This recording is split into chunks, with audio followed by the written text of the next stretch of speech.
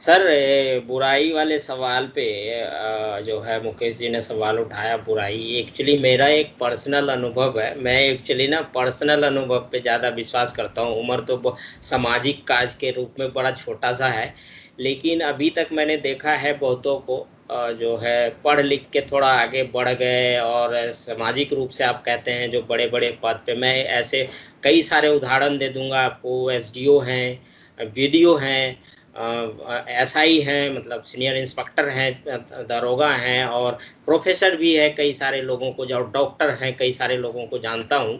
वो कहते हैं कि हम कुर्मी हैं और हम धानुक नहीं हैं, हमारे साथ उनका रिश्ता है।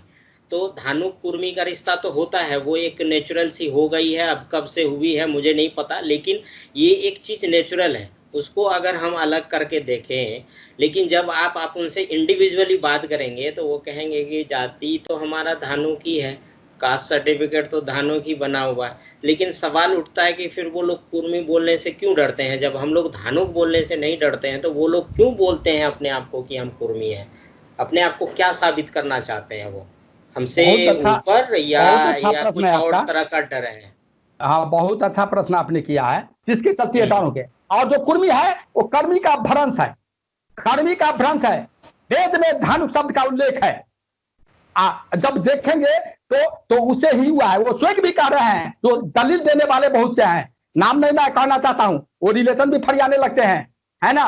अब जब कहते हैं तो हाँ ठीक है, व्हाट्सएप पर फिर बार बार डांगी फांगी ये सब के उदाहरण देते हैं। हम कहना चाह रहे हैं, हम कहाँ कह रहे नहीं, तुम एक चाहते हो, तुम अपने आप को धानु कहो तो ठीक है, कुर्मी कहते हो तो जाओ, तुम हमारा नहीं। आज तक वो परजीवी का काम किया है, जैसे अमरलती होता है, जिस पेड़ पर उसको सुखा देगा और वो बढ़ेगा, परजीवी है वो। धानु का वोट बैंक धानु का, और राज तू करोगे, ये नहीं चलेगा। हमारा संख्या हमारी, राज हमारा, शासन तुम्हारा, नहीं चलेगा। हम उसके विरोधी नहीं है। तू ही मान सम्मान दो, हम तेरे साथ रहेंगे। मान सम्मान नहीं दोगे, मेरा अधिकार नहीं दोगे, मेरा हक नहीं दोगे, हम तुम्हारे साथ नहीं रहेंगे। हम फ्रेंड बनाएंगे, अवसर सम्मति से डिसीजन हो जाएगा तो पार्टी भी बनाएंगे। अभी तो बहुत से पार्टियों खड़ा हो गया धानु जाति के नाम पर, कैसे है। लेकिन हमने किससे पूछ के बनाया? मैं डंके के चोट पर विरोध करता हूँ, चाहे किसी भी पार्टी का वो बंधुआ में होगा, हमारे समाज के बुद्धिजीवी, हम उसका खुला विरोध करेंगे। बुरा अच्छा लगे बुरा, उसको पहले धानु समाज के प्रति तुम जाओ, तुम्हारी सोच क्या है? कहाँ रहते हो जिस समय हमारे धानु समाज के ऊपर में अत्याचार होता है?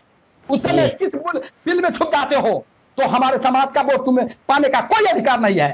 धानु समन्वय समिति बिहार ये सभी को पर्दाफाश करेगी। इसीलिए बुद्धिजीवियों का सम्मेलन, चिंतन मंथन, प्रशिक्षण शिविर में ये सब समस्याएं सॉल्व हो जाएगी। काफी इंटरेस्टिंग लग रहा मुकेश जी, आज का सेशन तो हमारा मतलब जोश भरने वाला है धानु के नाम पे का। मतलब क्या कह रहे हैं अभी क्या होता है सर रामचंद्र जी, आप तो मीटिंग कर लेते हैं मधुबनी में, दरभंगा में, मुजफ्फरपुर में, लेकिन बाकी बिहार के लोग नहीं जा पाते हैं, आपसे मिल नहीं पाते हैं, आपके जोश को देख नहीं पाते हैं। तो अभी क्या वो लोग देख पाएंगे?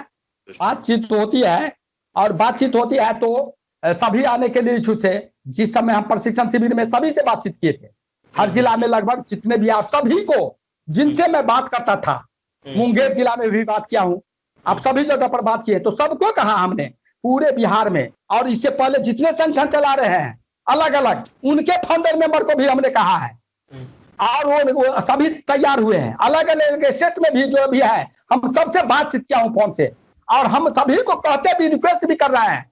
जो चिंतन मंथन प्रशिक्षण शिविर में कुछ लंबा समय लगा है, चूंकि धानु समन्वय समिति बिहार का नामाकरण 11 नवंबर 2019 को हुआ, 4 नवंबर 2020 को व्हाट्सएप पर डाला गया, और व्हाट्सएप पर डालने के बाद ही क्रियाशील हुआ है। और इतने समय के अंदर में ही जमीन पर, यदि मैं तो कोई भी संगठन हमारे धानु समाज के है, किसी भी नाम से केस कर रहे हैं, तो हमारे धानु समाज को जगाने का काम कर रहे हैं, उसके लिए हम उसको नमन कर रहे हैं। लेकिन इंडिविजुअल हमारे संग सब कुछ है, ऐसी सोच है, तो मैं उसका जो है विरोध करता हूं। मैं ये नहीं कह रहा हूं धानु समन्वय समिति नाम तो कोई भी हो, लेकिन सर्वसम्मति से डिसीजन होना चाहिए, और वो भी बुद्धिजीवियों के बीच में। इसके बाद ही हमारा कल्याण हो सकता है, और इसके बाद ही धानु समाज अग्रिम भूमिका में आ सकता है। इसीलिए इस बात से कोई नजरअंदाज नहीं कर सकता है। और जहां तक सवाल है, तो मनी, माइंड और टाइम, जिसके 3 चीज पास में है, ताकत क्या है? मनी, माइंड और टाइम, ये 3 चीज की जरूरी है। लेकिन बड़े बड़े पगड़ीधारी लोग न मनी देंगे, न माइंड करेंगे, न समय देंगे। सिर्फ उसको मंच सजा दीजिए, कुर्ता पैजामा बंडी झाड़ करके गाड़ी से आएंगे, भाषण दे करके चले जाएंगे। इतना ही करके इनकी सीरीज समझ लेते हैं। ऐसे नहीं चलेगा।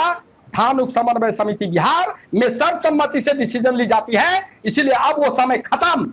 अब जो है धानुक का समय आ रहा है, क्योंकि धानुक जाति अत्यंत पिछड़ी जाति जो सबसे ज्यादा संख्या वाला है, उसमें सबसे ज्यादा संख्या वाला है, और वो उसके आशा भरी निगाह से देखना। इसी में सवाल है रामचंद्र जी, जैसे ईबीसी आपने बोला, तो ईबीसी में धानुकों की स्थिति क्या है, क्या रेशियो परसेंटेज कुछ बताएंगे इसके बारे में, कितनी प्रगति की है ईबीसी में? जितने भी जातियां, 100 जातियां, 150 जातियां हैं, वहां पे धानुक अपने आप को कहाँ कर पाता है?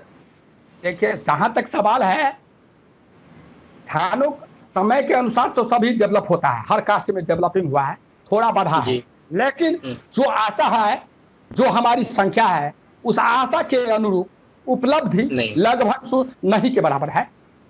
उसको 5% हम काउंट कर सकते हैं उपलब्धि। तो हमारा जो संविधान कह रहा है, जो अकॉर्डिंग टू पॉपुलेशन मेरा राइट होना चाहिए, उसमें हमारा जो है उपलब्धि नहीं।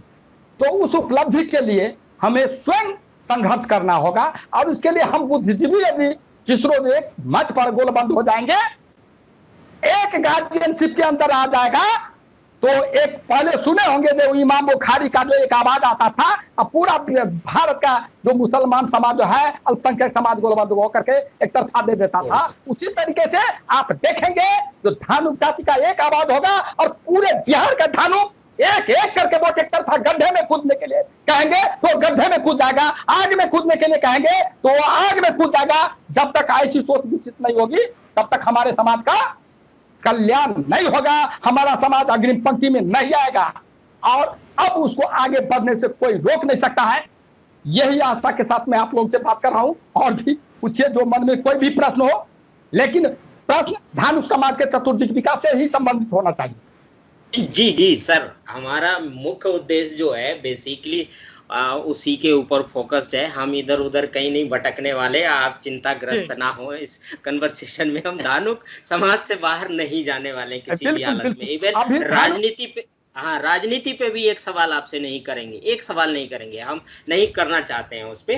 ठीक है, आप जितना बता रहे हैं वो सही है। सवाल है, जहां तक राजनीति की बात की है, तो हम कह रहे हैं चतुर्दिक विकास में राजनीतिक विकास भी है।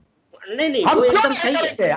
आपने कहा नहीं करेंगे, हम आपको खुद छूट दे रहा हूं, भले गवर्नमेंट जॉब में हूं, अपने अधिकार के लिए हमें निश्चित रूप से डट के तौर पर बोलेंगे। हम किसी पार्टी के बैनर तले नहीं जाएंगे, किसी जैसे सभा सम्मेलन हम पार्टी के रूप में नहीं करेंगे, लेकिन हमें जो फंडामेंटल राइट है, हमें बोलने की स्वतंत्रता है, जो हमारी आजादी है फंडामेंटल, उसके तहत हम अपने अधिकार के लिए स्पष्ट रूप से घोषणा करेंगे, स्पष्ट रूप से हम बोलने का काम करेंगे, उसे हमें कोई नहीं रोक सकता है। और हमने सर्वांगीण विकास की बात की है, चतुर्दिक विकास की बात की है, तो राजनीतिक विकास भी होगा।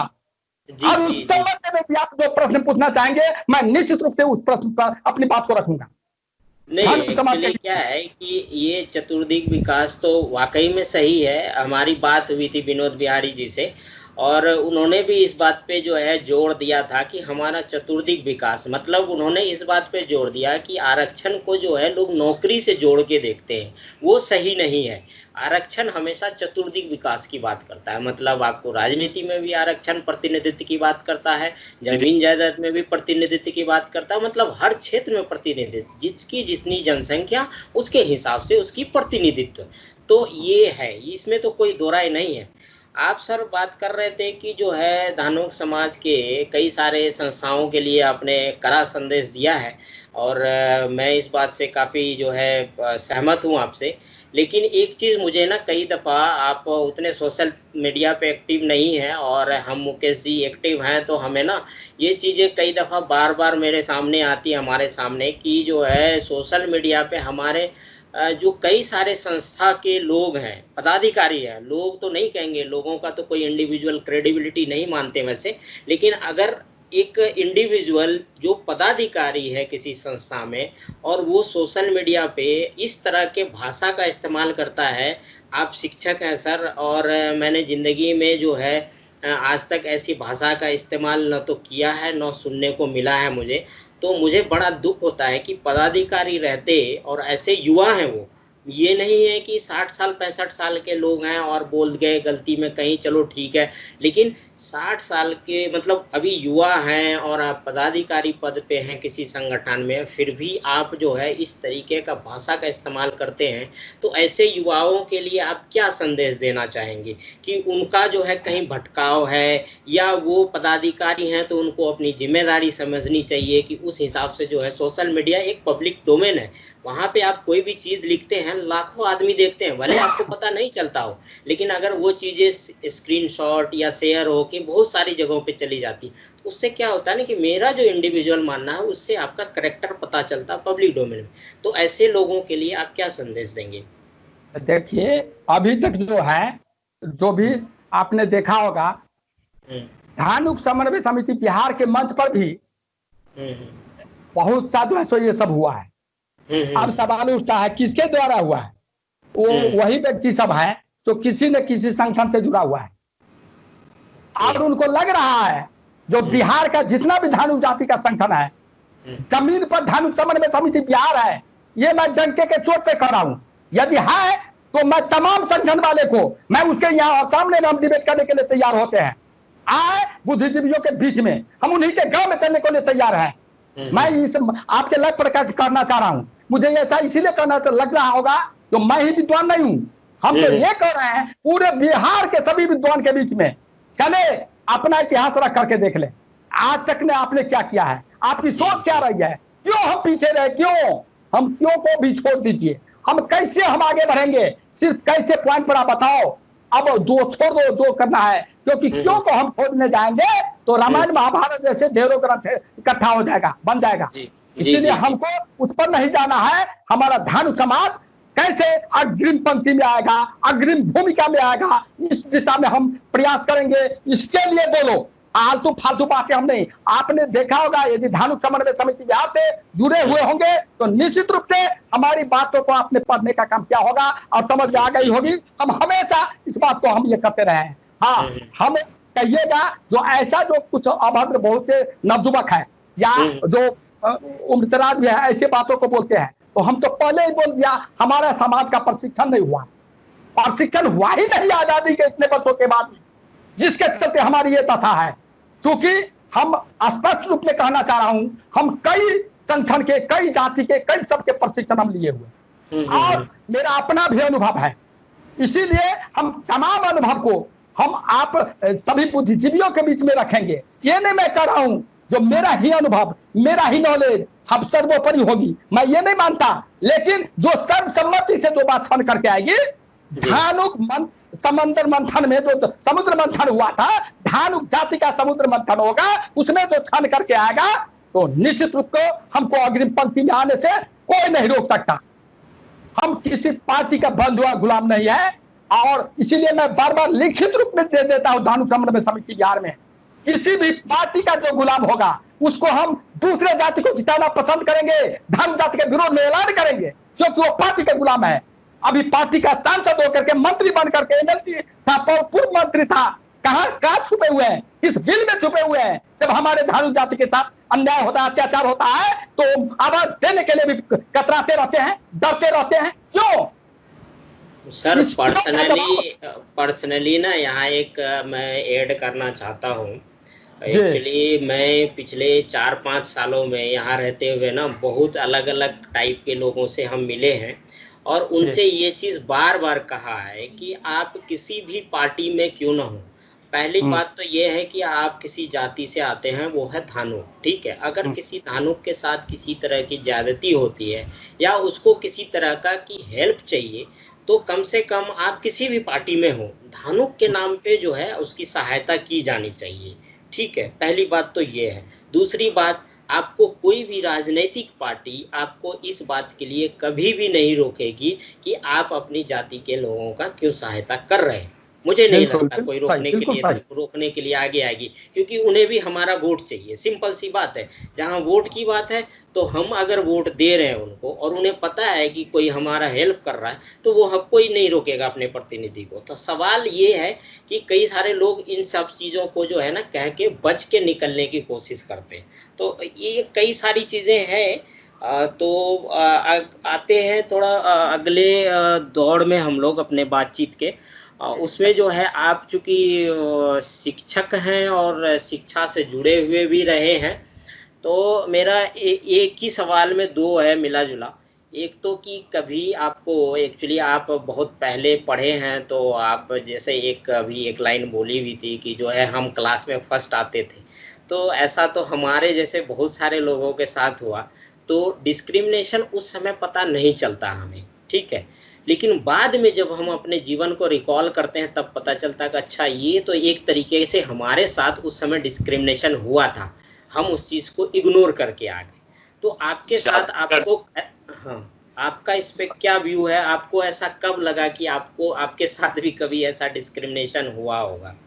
मतलब जाति के आपके साथ भेदभाव किया गया नौकरी में, कि ऊपरी जाति वाले को आगे बढ़ा दिया हो, पिछड़ी जाति की वजह से आपको रोक लिया हो, ऐसा कुछ तो जरूर हुआ होगा। निश्चित रूप से ऐसा तो जो है उसी समय नहीं, आज भी अभी की बात मैं कर रहा हूँ, एट प्रेजेंट टाइम में जब मालूम हुआ जिस विद्यालय में मैं हूँ आज, क्योंकि हम एचएम के पदभार में नहीं रहे, क्योंकि संगठन में आना था, इसीलिए हमने ऐसे विद्यालय को चूज किया जहां पर हमको एचएम ने हमसे सीनियर हो, इसीलिए हमने एचएम नहीं बनना पसंद किया, क्योंकि यदि उसमें रहते तो वो जवाबदेही बढ़ने के चलते अपने समाज के लिए नहीं कर पाते। तो जब समझ गया जो ये गोलबंद कर रहा है और इसका जो है इस प्रकार से है, तो दिक्कत करने का काम कर रहा है। इससे पहले भी हमने जिस समय कुशेश्वर स्थान पोस्टेड थे, तो चूंकि हम पढ़ाते थे तो हमारा पूरे क्षेत्र में नाम होता था, जो साइंस और मैथ जो पढ़ाते हैं तो एक ही बार में समझ लेता। तो उस समय में भी खास करके जो अपर कास्ट के जो थे उनको बड़ा खराब लगता था, है ना, वो हमारे विरुद्ध में कॉलेज के जो है सो +2 के जितने भी प्रोफेसर सब लेक्चरर सबको बुला करके और उल्टा सुल्टा बात बोले, और हमसे जिस दोनों के बीच में जो है सो डिबेट करा दिए साइंस पर। जब डिबेट किए तो जब सब परास्त हो गए, तो जब हमने कहा, वो लोग कहे जो ऐसे ऐसे कहा था, हम कहे ऐसी भावना आपको लगा क्या? तो नहीं, तब समझ में आया उन लोगों को उसकी बात को। तो हर जगह होता है, आज भी हो रहा है। आज आप गोलबंद हो रहे हो तो कहीं ना कहीं आपको फंसाने का काम करेंगे, हमको उसका कोई परवाह नहीं करना है। हमको भी ये सब कभी किया गया, हम कहाँ डर रहे हैं, हम कहीं नहीं डरते। हम डंके के चोट पे कहना चाहता हूँ, चाहे जॉब में हूँ, कहीं पर भी हूँ, अपने आप को कमजोर मत समझिए। जिसमें हौसला होगा, जिसमें जो है सो अपने आप को ये समझ लेगा ना होगा जो नहीं हम संघर्ष करेंगे, तो जो संघर्ष करेगा वही विजय को प्राप्त करेगा। तो हाँ, और इसीलिए हम कहना चाहेंगे, और भी चीज हमारे समाज में जो कह रहे हैं, जो जहां भी कोई होती है तो फोटो खिंचवाने के लिए तो बहुत से लोग आएंगे। आप व्हाट्सएप फेसबुक पर देखेंगे, प्रचार छोटा सा कलम दे देंगे, कुछ दे देंगे प्रचार करने के लिए, कहीं चले गए इतना प्रचारित करेंगे। अरे काम करने वाले प्रचार की आवश्यकता नहीं होती है, जो नाम के लिए काम की जरूरी है, काम करो ऑटोमेटिक जान जाएगा। अभी आपको हम बतलाना शुरू करूं, सैकड़ों में बताऊंगा जो मैंने काम किया हूं, जो ये पूरे मिल करके भी नहीं हुआ पर टपने का काम किया है, लेकिन हमने व्हाट्सएप फेसबुक पर नहीं डाला। कितना उदाहरण दूं मैं, कहिए तो 10 उदाहरण देता हूं। अभी भी एट प्रेजेंट में कई हुआ है। सोटकी के बगल में मोहम्मदपुर में मारपीट हुई, जहाँ पासवान जाति के, हमको जो है हमारे अपने समाज के एक बुद्धिजीवी ने फोन किया, फोन के द्वारा उसको दंडित किया गया। उसमें कई अपर कास्ट के लोग थे, और सब कास्ट का नाम नहीं बोलना चाहता हूँ। हमारे बगले में अपने जाति में जो तोड़फोड़ किया, जिसके डरता था जो कोई नहीं उसको सुनेगा, वो दबंग लोग हैं। और हम गए, जुर्माना भी हुआ, पैर भी पकड़ा और हमेशा मिलाने का काम किया। कहाँ की बात कर रहे हैं हम, कहाँ व्हाट्सएप फेसबुक पर हम काम करने का काम कर रहे हैं, सभी जगह। आप चले जाइए, हालांकि प्रखंड में हुआ था, धान नहीं काटने दिया जाता था धानु समाज के लोग, कहाँ गए थे बड़ा बड़ा पगड़ी वाले लोग, उस सबके लिए संघर्ष किया हूँ। कंटाहाटी में चले जाइए, जो जमीन पर ये कहाँ चले गए बड़े बड़े लोग, सब सभी जगह। मतलब जहाँ भी हम व्हाट्सएप फेसबुक पर नहीं जाते हैं, हम कभी ये नहीं चलते हैं। अरे जब जिस हमारा शरीर इस धमनी में धान जाति का रक्त बह रहा है, तो उस जाति के लिए कर्म करो, उस जाति के लिए आगे बढ़ो। प्रचार की आवश्यकता नहीं, यदि सच्चे दिल से सच्चे मन से आप काम करोगे तो आगे बढ़ने से तुम्हें कोई नहीं रोक सकता। इसी पे फोटो और व्हाट्सएप वाले पे सर मैं बोलना चाहूंगा, अभी देखेंगे आप कई सारे संगठन अभी तो कोरोना काल में 1 किलो का आटा रहेगा और 4 आदमी हाथ लगा करके फोटो खिंचाएगा।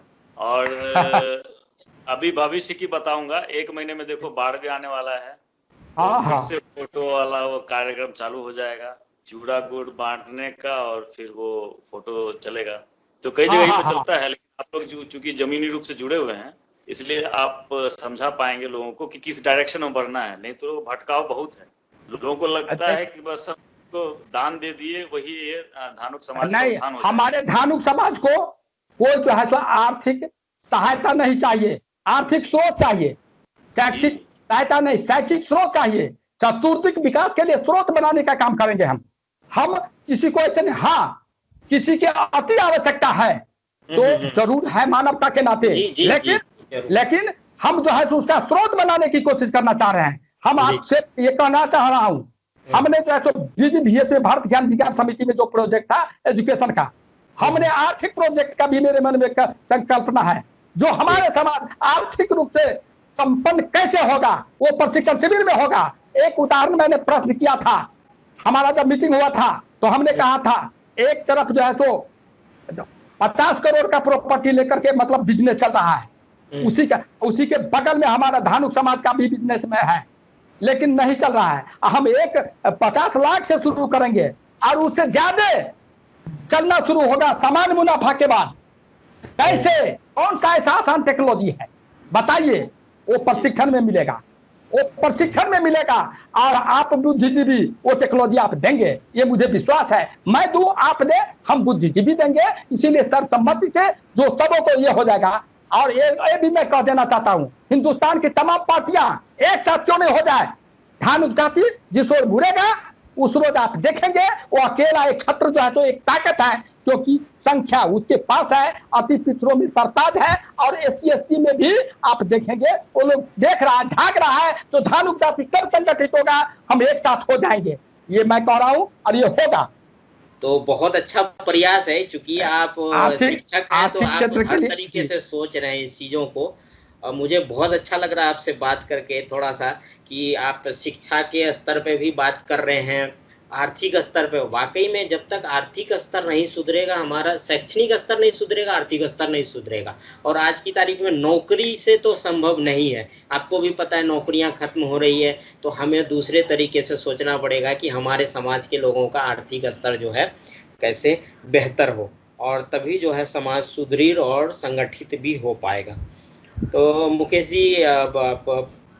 जी सर, रामचंद्र सर, मेरा एक सवाल है, मैंने शशिधर जी को भी बताया था, स्पेशली जब मधुबनी, दरभंगा, मिथिलांचल की बात करेंगे तो 2-4 बुजुर्ग लोगों से भी मुलाकात हमारी हुई थी, शशिधर जी की मेरी, तो हमें लगा था कि मिथिलांचल वासी धानुक अपने आप को अलग मानते हैं, दूसरों को अलग मानते हैं, ऐसा कुछ हमको देखने को मिला था। तो अपनी जाति में तो ये नहीं होना चाहिए, लेकिन ये है। बहुत अच्छी बात आपने प्रश्न किया।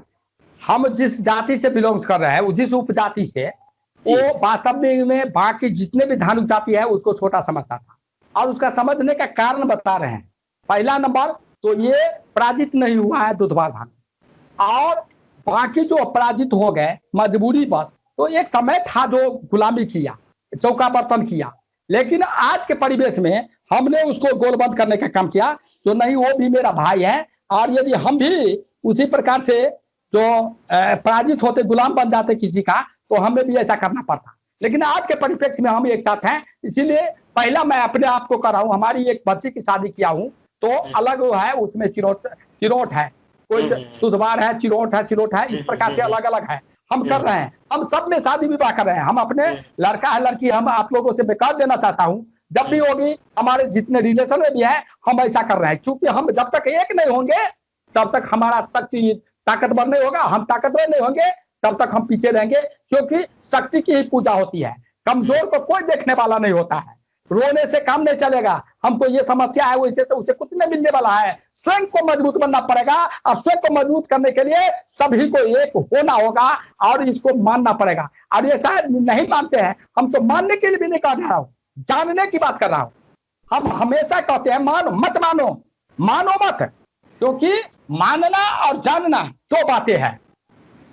हमेशा सुने होंगे जो मानो तो देव नहीं तो पत्थर, तो हम उनको कहते हैं मानने से ये पत्थर देवता हो जाए तो मानने से रसगुल्ला क्यों नहीं हो जाएगा? तो रसगुल्ला मान करके खा लो। तब मानने से कुछ नहीं होता है, जानने से होगा। जब हम एक होंगे, ये जान रहे हैं, हम एक होंगे हमारा संख्या विशाल होगा, और जब हम विशाल होंगे हमारे संख्या ज्यादा होगा तो प्रजातंत्र में वोट का वैल्यू होता है, और वोट का वैल्यू जब हम संगठित होंगे, एक होंगे, हमारा ज्यादा होगा, हमारा मान सम्मान मिलेगा, हमारा हक में अधिकार मिलेगा, और तब हम जो है जो अग्रिम पंक्ति में आएंगे।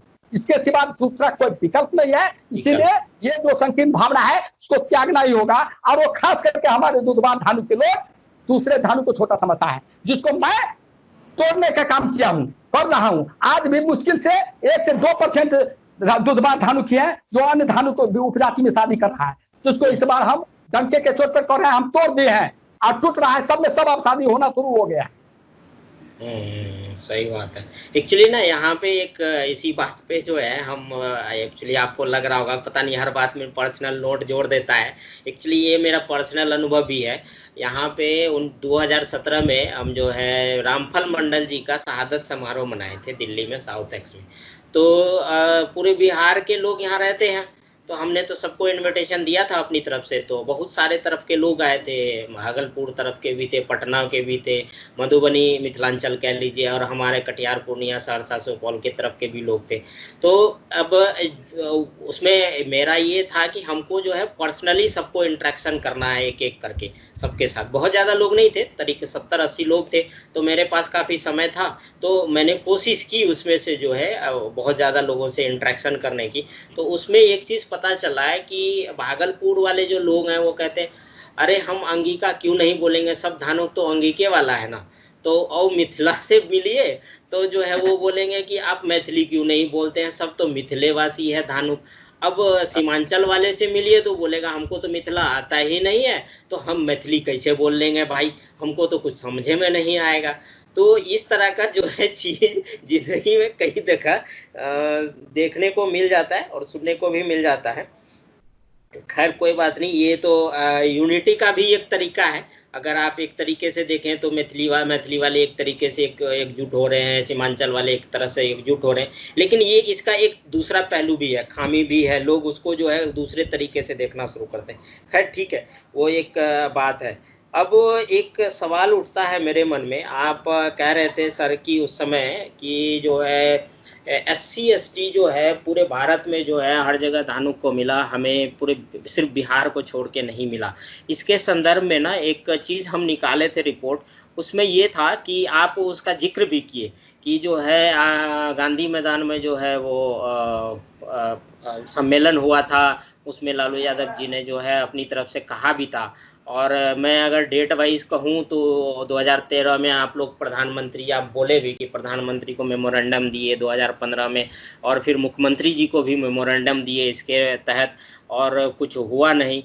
और एक चीज़ ये भी है, मेरे पास एक डॉक्यूमेंट है 1986 में कर्पूरी ठाकुर जी ने जो है तत्कालीन मुख्यमंत्री श्री विंदेश्वरी दुबे जी को पत्र लिखकर भी मांग किया था कि धानुक जाति को जो है अनुसूचित जनजाति में शामिल किया जाए।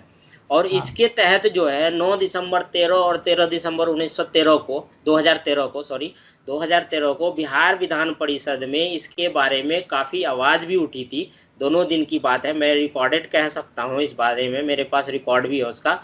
और तो इसके बावजूद भी जो है हमारे साथ ऐसा क्यों हुआ कि आखिर ऐसी क्या राजनीति कहाँ से आन पड़ी कि अगर आप उस हिसाब से देखें, लालू यादव जी ने भी जो है इस बात को एक्सेप्ट किया कि हमें देना चाहिए था।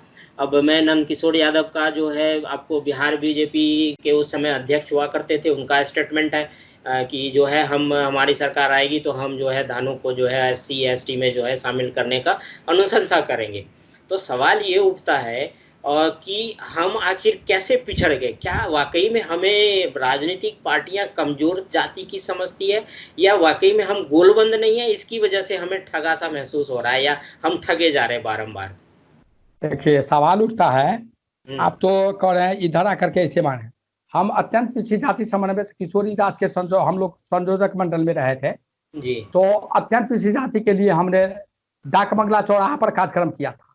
उसमें 30-35 लोग हम लोग थे जी। वहां पर सब कोई अपनी अपनी अत्यंत पिछड़ी जाति के लिए जो है सो उस समय में एक करने के लिए प्लान चल रहा था तो उसके विरोध में हम लोग वहां गोलबंद हुए थे। उसी समय में जब सबों की भाषण की बारी समाप्त हुई तो हमने प्रस्ताव रखा था तो 1 घंटा के लिए मानव चेन बंद करके डाक बंगला चौराहे को अवरोध कर दो। तो 1 घंटा तो नहीं हुआ इस प्रस्ताव, 10 मिनट के अंदर ही डाक बंगला चौराहा का क्या दशा हुआ होगा आप हम लोग समझ रहे हैं। उस समय वो अभी याद हमको पूरा डिटेल नहीं, हम बता देंगे। उस जिस समय डाक बंगला चौराहा पर हुआ था किशोरी दास के संयोजक में थे, हम लोग संयोजक मंडल में भी थे और आपको गणेश बाबू भी हाँ ध्यान है शायद 93 से ही 93 ध्यान नहीं है अभी डेट याद नहीं है, हम पता कर लेंगे है ना। तो उस समय में हमने कहा था उस समय ये था क्या कहते हैं ये जनता दल जो अलग हुआ था कप प्लेट सबने मिला था एक बार राजद को कप प्लेट में, उसी समय के लगभग था हमको ध्यान है। तो उस समय एक आधा दर्जन सीआरपी को लेकर डीएसपी के नेतृत्व में वहां आए तो हमने कहा बगल वाले को जरा नजदीक होइए, तो बगल वाले हमको कह रहे हैं क्यों, तो आप दोनों पकड़िए ना, तो आप भाग रहे हैं हम कल भाग नहीं रहे, हमें दोबारा मैच पकड़ने की आवश्यकता है। हम चले गए मंच पर और वैसे ही वहां पर जो है सो डीएसपी साहब बोले तो आप लोग ऐसा क्यों घेर रहे हैं, तो हमने जवाब दिया तो डीएसपी साहब आप नौकरी क्यों कर रहे हैं, तो कहा ये क्या जवाब है, हम कहा आप नहीं समझ पाओगे, आप जो है सो माननीय मुख्यमंत्री जी को बोलिए उनसे बात करें समझ में आ जाएगी। तो उस समय वो चले गए थे चुनाव प्रचार में, कप और प्लेट मिला था, कहीं चुनाव हो रहा था उस समय हमको याद है, कप प्लेट मिला था उसी समय की बात। तो क्या हुआ जानते हैं, तो कोई कहा मंगनीलाल मंडल से बात कीजिए, वो तो चले गए हैं। हम कहते नहीं मंगनीलाल मंडल, अरे उनको हम अपने स्वजाति संगठन सम्मेलन हुआ था हमने गया था तो कहा था तो आप चलिए अपने स्वजाति का नेतृत्व संभाल, तो कहा रामचंद्र भाई आप हमारे मित्र है ना, मेरा हित नहीं करना चाहेंगे, नहीं आपका हित हो जाएगा आप न जाए। इसके बाद अत्यंत पिछड़ी जाति के लिए भी हमने कहा था तो वही बात हुई थी, तो उनका नाम नहीं लीजिए, वो हमारे समाज का जाति का होते हुए भी वो नहीं है।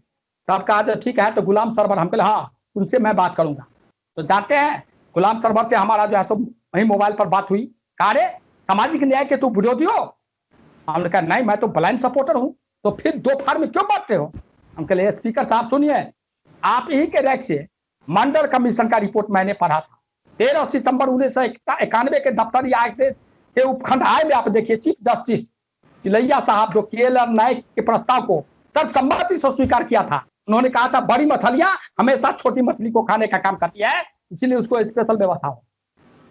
तभी बात हम कहे तो कहा अच्छा ठीक है हम कहेंगे लालू, हम कहे नहीं आप कहिए, आपको अनशन पर बैठना पड़े तब ये कल अरे हमारा बात मानता है लालू, बात चलो हम आपको एक्सेप्ट कर रहे हैं, स्वीकार कर लिया बात को। तो इस प्रकार से हमने कहा था, तो ये संघर्ष हमने किया था। तो कोई आपको बिना संघर्ष से आपको हक देने वाला नहीं है, कोई राजनीतिक पार्टी वो अपने स्वार्थ में वो बोल रहा है। जिस दिन झानु समाज अपने आप को एक मंच पर आ जाएगा, एक आवाज होगा और एक आवाज के साथ ही यदि कहेगा आग में कूदो और कूद जाएगा तो आग भी जो है तो पानी बन जाएगा। इसीलिए वो दशा होनी चाहिए और मैं आपको विश्वास दिलाता हूं अब वो समय दूर नहीं, छुट भैया जितने भी अलग अलग है एक जगह आना पड़ेगा, क्योंकि हम बार बार कह रहे हैं सभी बुद्धिजीवी के बीच में डिसीजन सर्वसम्मति से ली जाएगी, इसको कोई नजरअंदाज नहीं कर सकता है। यदि कोई नजरअंदाज करेगा तो धन समाज आपको जगह नहीं देगा खड़े होने के लिए।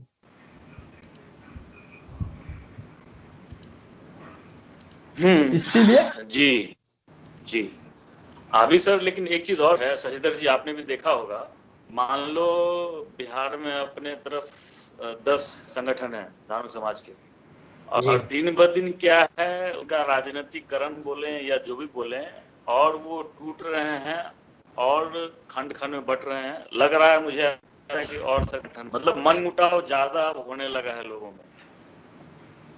देखिए इसका हम स्पष्ट कर देते हैं, वो जितने भी संगठन हो, जितने भी 100 संगठन क्यों नहीं बन गए, लेकिन गांव में जमीन पर आप जाएंगे, हम पूछना चाहूंगा, चाहे जो भी संगठन का जो गांव की बात हो, हम तो डंके के चोट पे करें उस गांव में हम आने को तैयार हैं।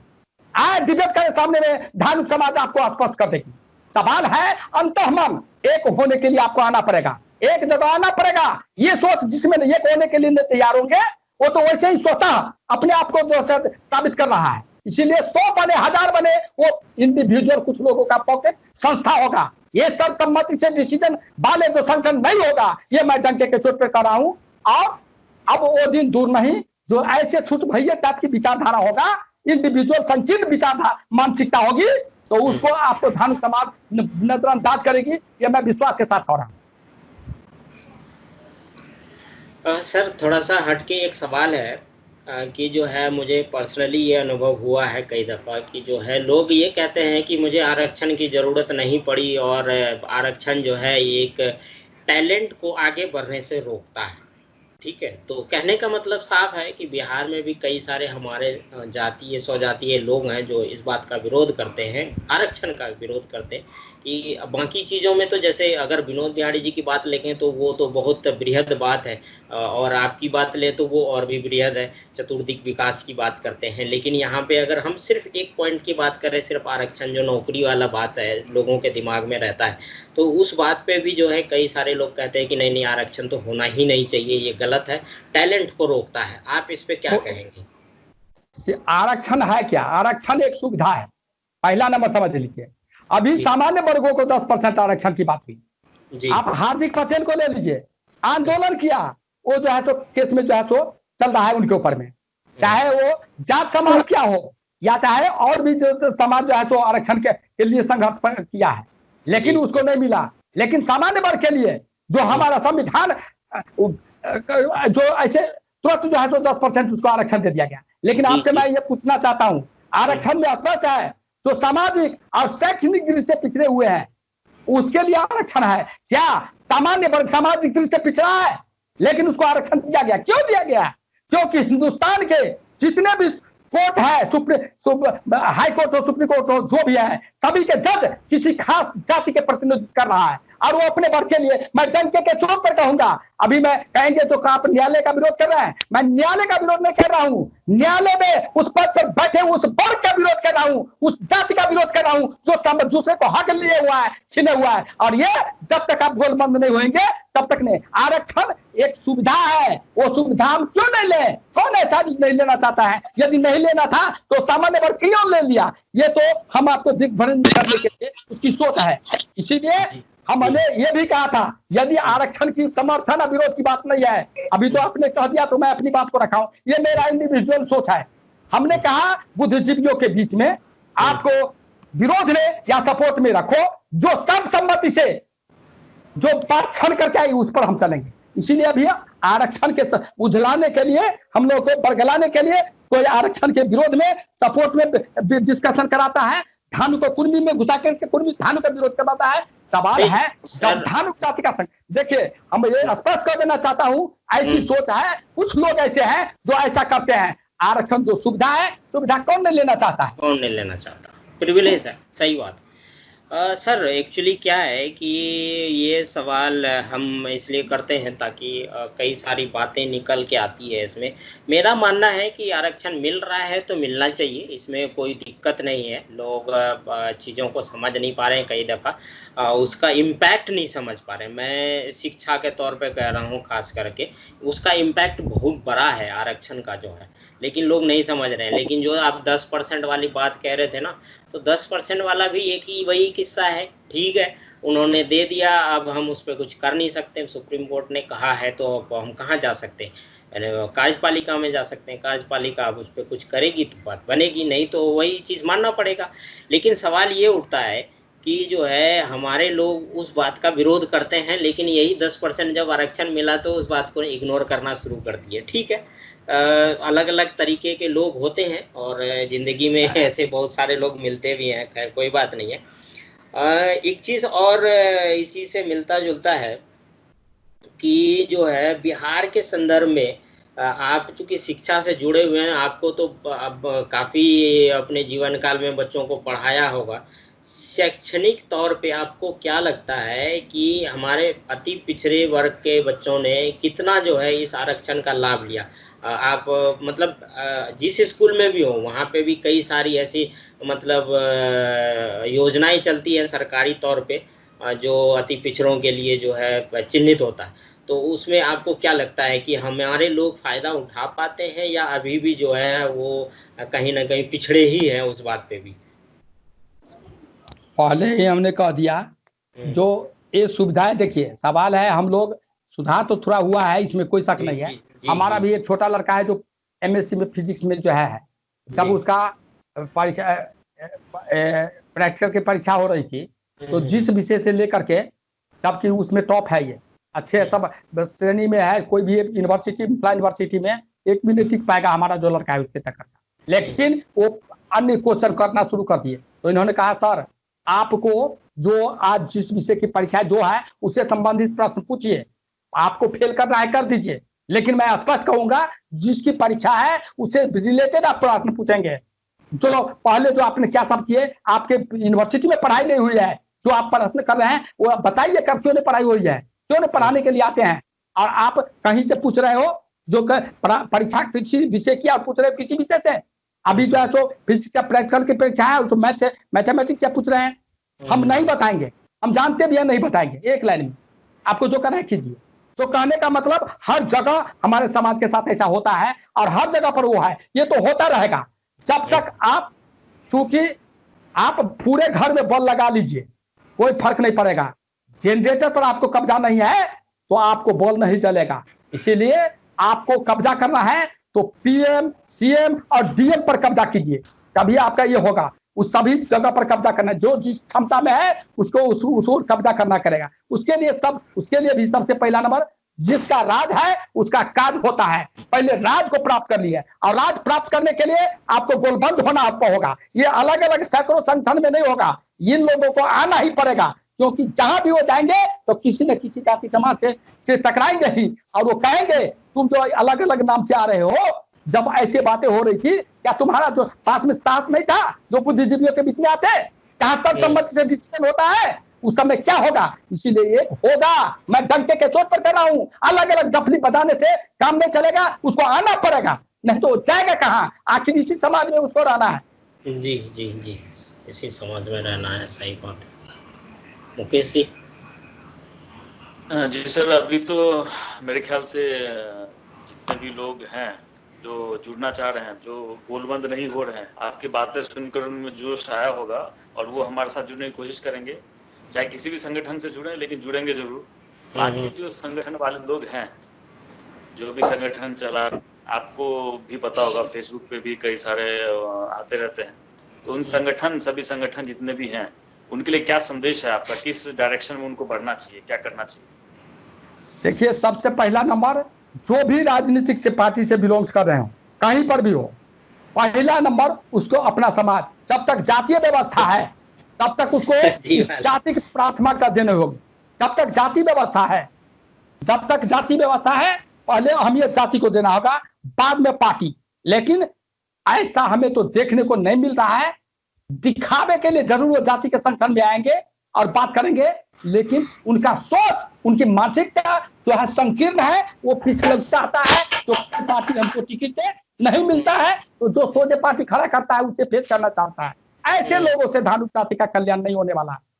अरे आप जो खड़े होने चाह रहे हो, जो जीत करके गया है उसका आवाज नहीं निकला है। मैं विरोधी नहीं हूं, मैं डंके के चोट पे कर रहा हूं, हम लोगों ने पूरी समर्थन दिया था और अभी तक जाति के नाम पर।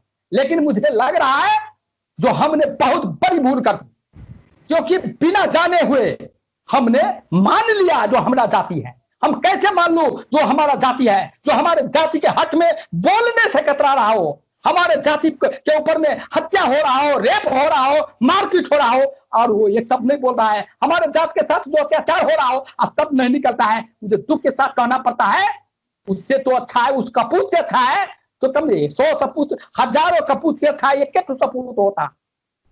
दुख के साथ मुझे कहना पड़ रहा है, क्योंकि मैं अब रिटायरिंग अवस्था में हूं, संघर्ष किया हूं, 6 महीना मैं घर नहीं आता था, लोग मुझे पागल कहता था।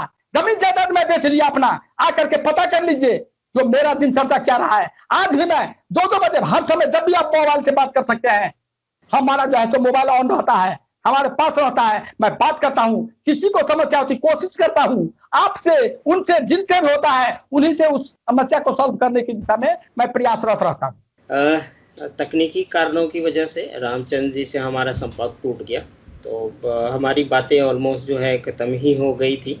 तो हम चाहते हैं कि जो है यहीं पे जो है इसको रैप अप किया जाए, और अगर आगे कोई बात होगी इस पे, अगर आप लोगों की इच्छा होगी तो फिर जो है हम दोबारा से रामचंद्रन जी से जो है बात करेंगे, ऑनलाइन ही बात करेंगे, और जैसा होगा फिर देखते हैं। मुकेश जी, आपका कोई फाइनल कमेंट इस पे? अभी हम जैसे कि कई सारे संगठनों के लिए इन्होंने समन्वय समिति बनाया सबको एक साथ मिलाने के लिए, तो बहुत ही अच्छा है और काफी जोश में ये लोग काम कर रहे हैं, जो दिखता भी है, हमने देखा भी है। और आशा करते हैं कि सभी बिहार के सभी जिलों में पहुंच पाएंगे ये, और जो प्रशिक्षण की बात कर रहे थे वो कर पाएंगे सक्सेसफुली, एंड उसके बाद हम देखते हैं क्या बदलाव आता है, कैसे एक होते हैं। ठीक है, हमसे जो बन पड़ेगा हम उनके साथ जो है हमारी जो है सहायता रहेगी, जैसा बाकी संगठनों के साथ रहता है, हम जो कर सकते हैं जरूर करेंगे हमारी तरफ से। ठीक है, और आज के लिए इतना ही, और आप सभी का धन्यवाद दानव समाज में जुड़ने के लिए।